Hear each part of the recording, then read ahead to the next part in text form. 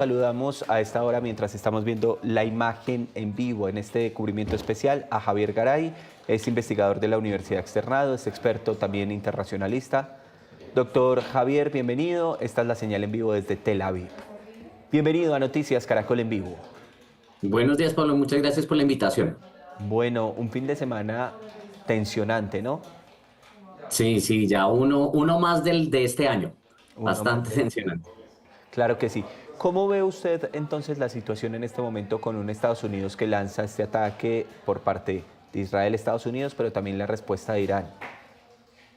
Pues digamos que como suele suceder en estas primeras horas después de este tipo de decisiones y de hechos que, claro, se anticipaban de cierta manera, pero que siempre resultan siendo inesperados, hay una gran incertidumbre sobre cuáles pueden ser los sucesos y desarrollos, pero sí hay unas cosas que van quedando claras. Por un lado, del lado de los Estados Unidos, vuelve a mostrar esa capacidad militar.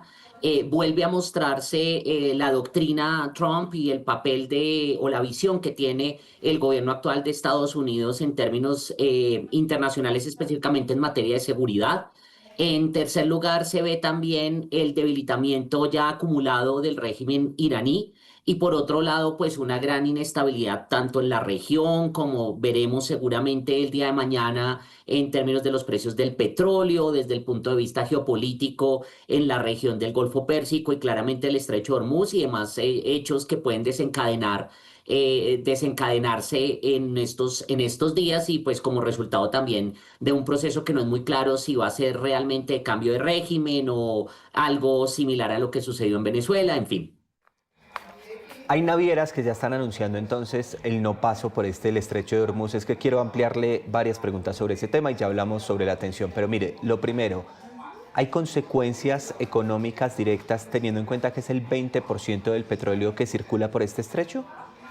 Sí, claro, el Estrecho de Hormuz es uno de los puntos, los cuellos de botella en términos del tráfico internacional es decir, el tránsito internacional puntualmente de petróleo y de gas natural licuado y pues un cierre de este estrecho que pues Irán tiene un poder de cerrarlo, pues claramente afectaría en gran medida el mercado global del petróleo, del gas natural licuado y eso pues claramente, por lo menos en el primer momento, generaría unos precios o un impacto en los precios al alza.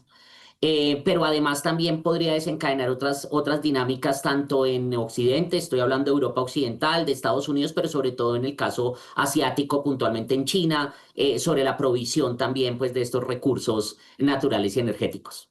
Doctor Javier, se habla también del impacto directo para China, porque es que China es uno de los mayores beneficiados a propósito de ese paso del petróleo, del gas licuado allí en el estrecho de Hormuz. ¿Cómo se ve afectada Asia?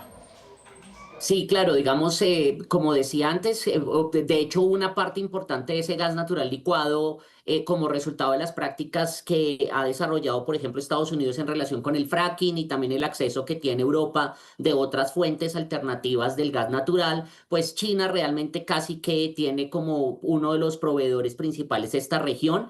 Y eso puede afectar en estos momentos el proceso mismo de crecimiento económico que ya está siendo afectado por otros temas y otros asuntos del lado chino. Y también, digamos, en el mediano o incluso en el largo plazo, esto puede acelerar aún más el proceso de transición energética. Entonces, fíjese que en el corto plazo uno podría ver o pensar que puede haber unos efectos económicos directos negativos, pero por el otro lado también se pueden estimular otro tipo de procesos en el mediano y largo plazo. La otra gran pregunta ¿es inminente esa suspensión del paso allí en el estrecho de Hormuz? Es decir, ya ha sido anunciada, ya se está hablando entonces, mire, le voy a leer literalmente lo que hablan las navieras.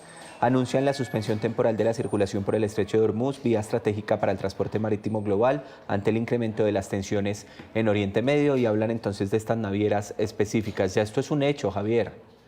Exactamente, sí, digamos esto en los primeros días, sobre todo porque hay una gran tensión. Vamos a ver cómo se va desarrollando em, a lo largo de la semana, en el transcurso de la semana, pero los primeros días sí van a ser claramente Ahorita todo el mundo está en la expectativa y las expectativas, sobre todo en manejo y control de riesgos, pues lo que hace es que se tomen este tipo de decisiones y eso lleva a que se impacten en el corto, en el muy corto plazo, pues los precios. Vamos a ver eso sí de nuevo cómo se van desarrollando las cosas porque también hay que tener en cuenta que para Irán no es concebible, ni recomendable, ni viable mantener cerrado el estrecho de Hormuz por mucho tiempo, porque también Irán depende, por ejemplo, del comercio de su petróleo y la transacción de su petróleo también en el mercado chino, entre otros. Entonces, habría que mirar también cuánto se puede demorar este tipo de cierres. Y también algo que ustedes mencionaban en el segmento anterior, habría que ver también cuál puede ser el efecto, por ejemplo, de esos grupos proxy que también generan impactos en términos del tráfico o el tránsito de petróleo. Y estoy hablando específicamente de los hutíes en Yemen, que no sabemos realmente cuál es su capacidad de acción, pero eso también va a impactar los precios. Muy bien, doctor Javier, quiero preguntarle algo. ¿Estados Unidos es victorioso, es ganador en todo esto al haberse permitido, digamos, la caída de este máximo líder o cómo ve usted lo logrado por Estados Unidos? Pues digamos, lo que pasa es que del lado de los Estados Unidos no es muy claro el objetivo, ¿no? Hace un año se había anunciado pues los bombardeos con los famosos B-2 y demás, la eliminación del programa nuclear de Irán y el día de ayer una de las razones por lo menos iniciales que se mencionó fue de nuevo el programa nuclear de Irán y la amenaza que suponía en el ámbito internacional. Entonces pues uno se pregunta si realmente este tipo de operaciones van a ser exitosas, si ese fuera el objetivo. Y muy rápido se mutó a esto que estamos hablando de que la necesidad y el objetivo era el cambio de régimen. Entonces, lo que hemos visto tal vez este año es que Estados Unidos tiene una gran capacidad militar para hacer este tipo de operaciones rápidas, quirúrgicas y que tiene una intención de eliminar este tipo de regímenes que son definitivamente dañinos en el ámbito internacional, pero en el caso puntual de Irán no se sabe si ya con, por ejemplo, la eliminación del ayatollah sea o haya sido suficiente o si se tenga entonces una visión de más largo plazo. Y esto sobre todo si uno calcula el tema de los posibles vacíos de poder que se puedan suceder en caso de que Estados Unidos se retire, no sabemos en qué momento va a ser elegido un nuevo ayatollah y si hay un nuevo ayatollah, entonces cuál es entonces el resultado último para ese objetivo de Estados Unidos que supuestamente era el cambio de régimen. Entonces, en este caso no lo veo tan claro, pero sí definitivamente Estados Unidos está demostrando una gran capacidad militar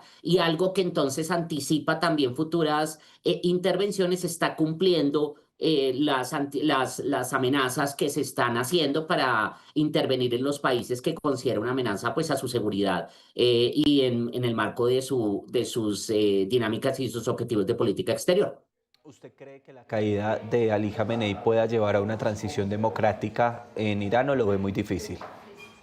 Sí, esto no es tan sencillo, digamos, estamos hablando de un régimen que es histórico, estamos hablando de un régimen que viene desde el año 79, con una consolidación además de múltiples organismos al interior del mismo Estado, está pues la figura del líder supremo, pero también está en el Consejo, por ejemplo, de guardianes, está también la Guardia o en las guardias revolucionarias, etcétera. Entonces, esto hace que no sea tan fácil realmente considerar que por la muerte del líder hoy vaya a haber un cambio inmediato, entre otras, porque cambio está contemplado constitucionalmente y por lo tanto ahorita están operando este proceso del nombramiento de un nuevo ayatollah, de un nuevo líder supremo.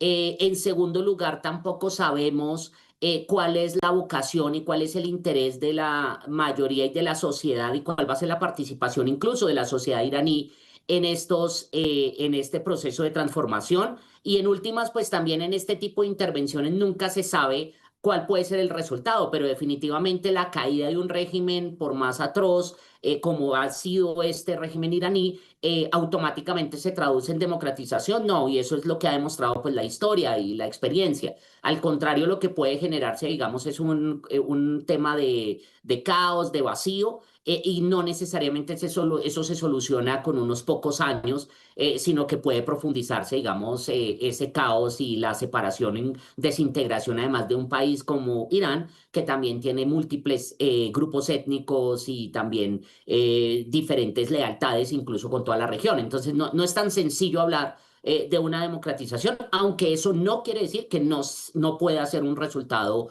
en los próximos años. Por último, Irán ya anuncia amenazas, es decir, ya anuncia una respuesta, ya está enviando amenazas hacia Estados Unidos.